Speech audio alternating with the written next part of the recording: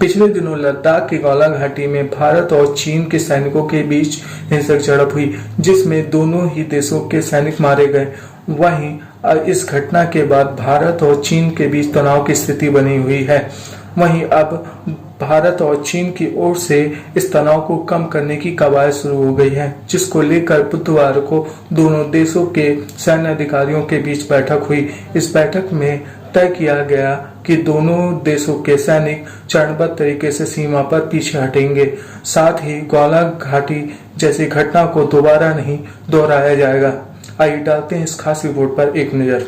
चीन के सरकारी अखबार ग्लोबल टाइम्स ने दावा किया है कि दोनों देशों के बीच चरणबद्ध तरीके से सैनिकों को पीछे हटने को लेकर सहमति बनी है। इसके अलावा इस बात पर भी सहमति बनी है कि गोलान घाटी जैसी हिंसक झड़प फिर से नहीं दोहराई जाएगी।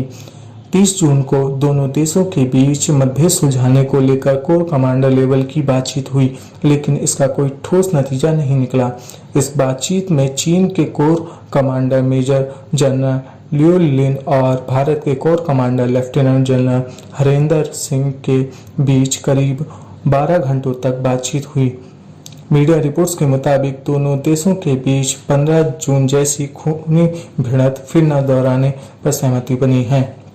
वहीं ग्लोबल टाइम्स ने यह भी दावा किया है कि भारत और चीन एलएसी पर तनाव कम करने पर सहमत हो गए हैं। दोनों देशों में अब पीछे हटने को लेकर सहमति बन गई है। हालांकि भारत की तरफ से इस बात पर अभी कोई पुष्टि नहीं हुई है। इससे पहले 22 जून की बैठक में भी सीमा से सैनिकों को पीछे हटने की बात हुई थी, लेकिन 8 दिन बाद भी हालात में कोई बदलाव नहीं हुआ। दोनों देशों के बीच कई मसलों पर सहमति बन पा रही है, ऐसा दावा चीनी अखबार की ओर से किया गया है। चीन गौला घाटी से हटने को लेकर तय पैरामीटर्स पर लगभग सहमत है। पैंगोंग झील से भारतीय सेना पीछे हटना नहीं चाहती। भारतीय सेना फिंगर 4 में है। यह इलाका हमेशा भारत से कंट्रोल में रहा है। भारत ने फिंगर 8 पर एलएसी होने का दावा किया है। ऐसे में मंगलवार को चुशोल में भारत और चीन की सेनाओं के बीच कोर कमांडर स्तर की बैठक का कोई नतीजा नहीं निकल सका।